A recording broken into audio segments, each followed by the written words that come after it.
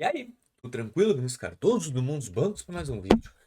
Vinícius, o que é essa maré da Shopee? Vem comigo que eu vou te mostrar como funciona a nova conta digital. Telinha aí. Gente, olha só. Hoje, quando tu entra no Shopee Pay, aqui a tela nesse sinal, aqui ó, no Eu, Home, tu viu ali no saldo tá escrito Maré? Maré é a nova conta digital da Shopee. A gente já sabe que desde o final do ano a Shopee já conseguiu todas as licenças para virar instituição de pagamento e vai fazer esse molde, vai fazer essa transição.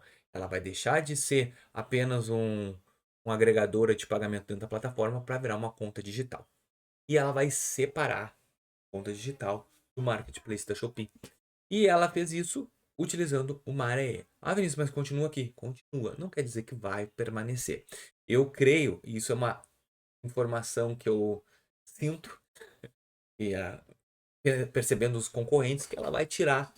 Vai ter dois aplicativos, um vai ser Shopee e o outro Maré. Então Maré é o banco digital, não sei se vai permanecer esse nome. Só que se a gente for lá, Maré é um banco Maré. Eles criaram esse banco. Então eu não sei se vai ser Maré no nome do banco. Eu achei muito feio, não é nada demais. Mas é para ser quando tu, tá, quando tu clica no teu saldo, tu vai ver ali a questão das contas. E se tu clicar aqui, ó, olha só o logo, ó. O logo já é um M em cima do ShopeePay. ShopeePay é o logo da Maré. Então, com certeza vai sair essa plataforma aqui, vai ser direto essa aqui utilizada, onde tu vai poder fazer tudo. Hoje, quando tu faz Pix, também já tem o comprovante. Tu paga o S parcelado, já tem o comprovante ali do Maré. Então, eu acredito que isso aqui vai ser transformado na nova conta digital da Shopee. E vai funcionar exatamente que nem Mercado Livre e Mercado Pago. Vão ser contas paralelas que vão oferecer o mesmo produto. Isso aqui já está se desenhando para a nova conta digital.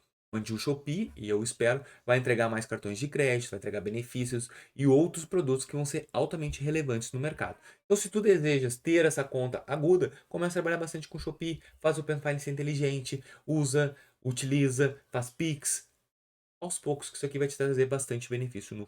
Bom, eu espero que vocês tenham entendido. Gostou desse vídeo? Se gostou, deixa o like, se inscreve no canal e até o próximo. Valeu!